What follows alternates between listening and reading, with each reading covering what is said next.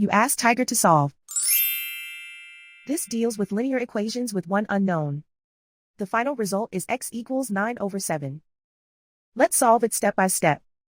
Group all constants on the right side of the equation. Subtract 18 from both sides.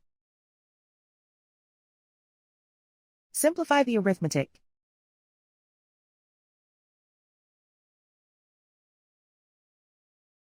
Isolate the x. Divide both sides by 14. Simplify the fraction. Find the greatest common factor of the numerator and denominator. Factor out and cancel the greatest common factor. And so the final result is x equals 9/7.